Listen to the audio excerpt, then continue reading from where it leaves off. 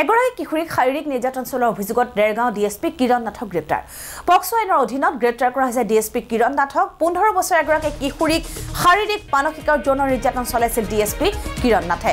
নিৰ্যাতনৰ অভিযোগৰ পিছতে কৰ্মস্থলী এৰি পলায়ন কৰিছিল যদিও পিছত আৰক্ষীয়ে দৈগুঙৰ পৰা গ্ৰেপ্তাৰ কৰে ডিএছপি কিৰণ নাথক কিৰণ নাথ দেৰগাঁও আৰক্ষী প্ৰশিক্ষণ মহাবিদ্যালয়ত কৰ্মৰত আছিল উল্লেখযোগ্য যে নিৰ্যাতনৰ অভিযোগত পৰিয়ালৰ লোকে দেৰগাঁও আৰক্ষী থানাত ৰুজু কৰিছিল গোচৰ আৰু সেই গোচৰৰ ভিত্তিত গ্ৰেপ্তাৰ কৰা হয় ডিএছপি কিৰণ নাথক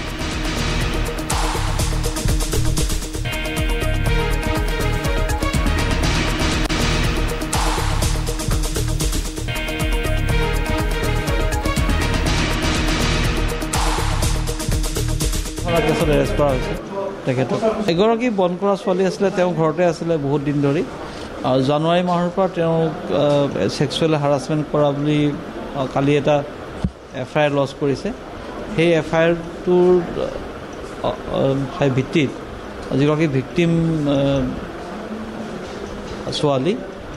তেওঁ ষ্টেটমেণ্ট আমি ৰেকৰ্ড কৰিছোঁ under section 164 CRPC judicial statement recording আৰু তাত যিহেতু আমি প্ৰাইমাৰী ফেচি সকলোবিলাক পাইছোঁ এভিডেঞ্চ পাইছোঁ গতিকে তেখেতক এৰেষ্ট কৰা হৈছে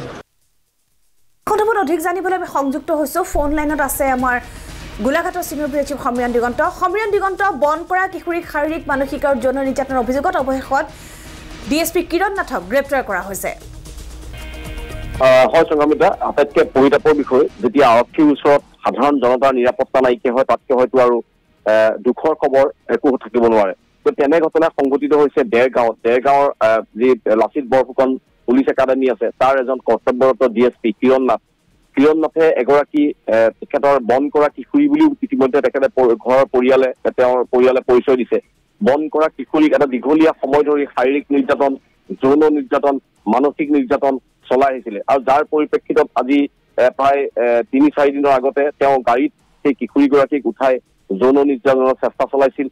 আৰু অৱশেষত তেওঁ তাৰ পৰা ওলাই ঘৰলৈ গৈছিল আৰু ঘৰলৈ গৈ সেই সময়ত তেওঁ মাকক সমস্ত ঘটনা বিৱৰি কৈছিল আৰু তেতিয়া হয়তো সেই মাকে নিজৰ জীয়ৰীৰ সেই কথা শুনি মাকৰ গাৰ জিকাৰ খাই গৈছিল তেওঁ নিজৰ সন্তানক ক'লে পুত্ৰ সন্তানক ক'লে আৰু স্থানীয় লোকৰ সহযোগত ইতিমধ্যে দেৰগাঁও থানাত আহি এটা গোচৰ তৰিলে ডিএছপি কিৰণ নাথৰ বিৰুদ্ধে গোচৰ তৰাৰ পিছতেই আমি এটা কথা লক্ষ্য কৰিছিলোঁ যেতিয়া কিৰণ নাথৰ বিৰুদ্ধে সেই ভুক্তভোগী পৰিয়ালটোৱে আহি দেৰগাঁও আৰক্ষী থানাত গোচৰ তৰিলে তেতিয়া সেই সময়ত ডিএছপিৰ তেওঁৰ সহধৰ্মিনী আৰু তেওঁৰ পুত্ৰ আহি থানাখনত যি ধৰণৰ এটা উদ্ভণ্ডালী পৰিৱেশৰ সৃষ্টি কৰিলে সেই সময়ত হতভম্ব হৈ গ'ল দেৰগাঁও আৰক্ষীক কাবু কৰি পেলালে ডিএছপিৰ পত্নী আৰু তেওঁৰ সন্তানে এনেকুৱা এটা পৰিৱেশ সৃষ্টি কৰিলে যিটো পৰিৱেশ হয়তো দেৰগাঁও আৰক্ষীয়ে নিজৰ আৰক্ষী পৰিয়ালৰ পৰা কোনোদিন তেওঁলোকে দেখা নাছিল তেনে এটা পৰিৱেশৰ সৃষ্টি কৰিলে আৰু সেই মুহূৰ্ততে আমি দেখিলো যে কৰ্তব্য এৰি ইতিমধ্যে কিৰণ নাথ এই স্থানৰ পৰা তেওঁ আত্মগোপন কৰিলে আৰু কালি গোলাঘাট আৰক্ষীয়ে দেৰগাঁও আৰক্ষীৰ সহযোগত ইতিমধ্যে গোলাঘাটৰ দৈগুঙৰ পৰা তেওঁক আটক কৰি আনিলে আৰু আটক কৰি আনি ইতিমধ্যে পক্সো আইনৰ অধীনত গ্ৰেপ্তাৰ কৰা হ'ল গোলাঘাট থানাত ইতিমধ্যে তেওঁক জেৰা অব্যাহত ৰাখিছে যিহেতু গোচৰ পঞ্জীয়ন হোৱা 3 দিন হৈ গ'ল কালি তেওঁক ইতিমধ্যে গোচৰ গ্ৰেপ্তাৰ কৰা হৈছে গতিকে আজি হয়তো কিৰণ নাথৰ যি নিলম্বন সেই নিলম্বনৰ ইতিমধ্যে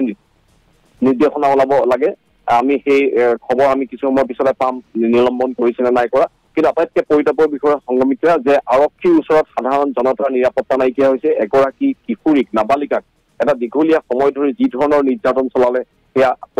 প্ৰকৃতাৰ্থত এজন আৰক্ষী বিষয়াৰ পৰা কোনো কামনা নকৰে যে তেনেধৰণৰ ঘটনা সংঘটিত হৈছে গতিকে এই ক্ষেত্ৰত চৰকাৰখনে বা আৰক্ষী আমাৰ ডিজিপি আছে এটা কঠোৰ পদক্ষেপ গ্ৰহণ কৰিব লাগে আৰক্ষী বিষয়াজনৰ বিৰুদ্ধে ভৱিষ্যতে যাতে এনেধৰণৰ কোনো ধৰণৰ